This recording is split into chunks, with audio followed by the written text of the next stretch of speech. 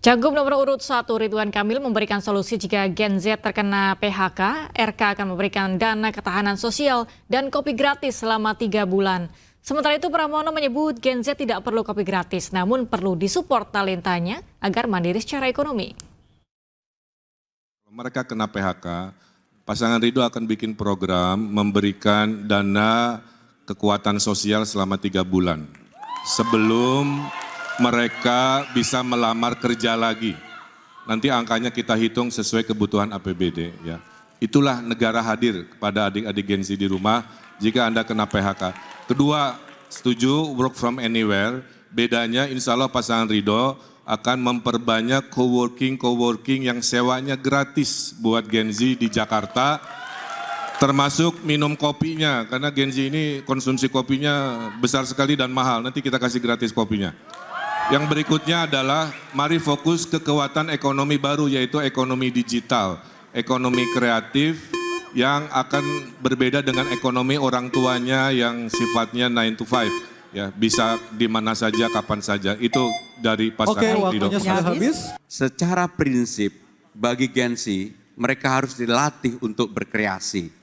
Maka kami lebih menawarkan cara-cara untuk mereka berkembang dengan apa yang dimiliki oleh mereka.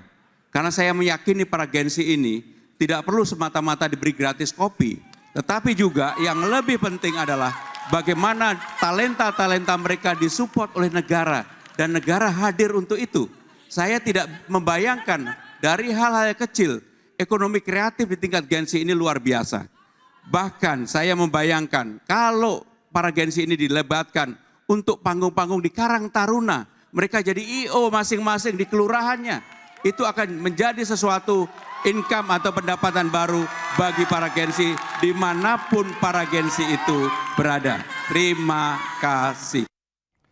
Pada sesi pernyataan penutup, ketiga paslon menyampaikan janjinya untuk membangun Jakarta. Dan berikut pemirsa janji ketiga paslon Cagup dan Cawagup Jakarta.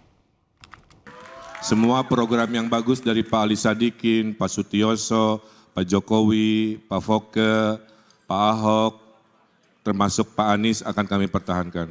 Contohnya, kartu-kartu yang sudah baik tentang pendidikan, tentang kesehatan, anak, disabilitas, dan lain-lain yang sudah ada, kami akan pertahankan. Kami hanya menambah 2 saja, hasil curhatan warga.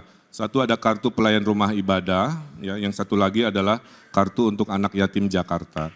Tapi kartunya kebanyakan kalau masing-masing pegang sendiri, sehingga kami akan mempunyai sesuai dengan kemajuan digital, kartunya cukup 1.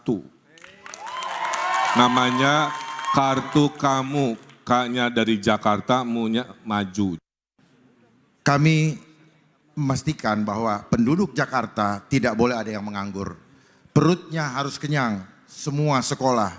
Pengusaha besar harus tetap jalan.